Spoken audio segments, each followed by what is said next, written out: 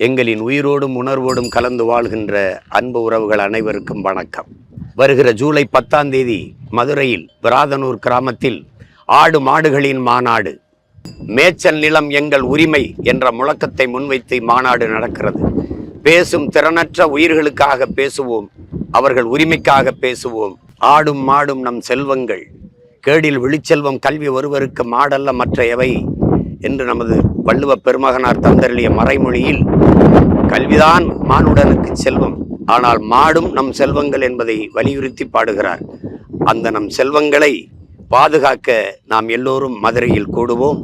பேசும் திறனற்ற உயிர்களுக்காக பேசுவோம். ஆடும் மாடும் அற்ப உயிர்கள் அல்ல, நம் அருமை செல்வங்கள். அவர்களுக்காக, அவர்கள் உரிமைக்காக நாம் உறக்க முழங்குவோம்.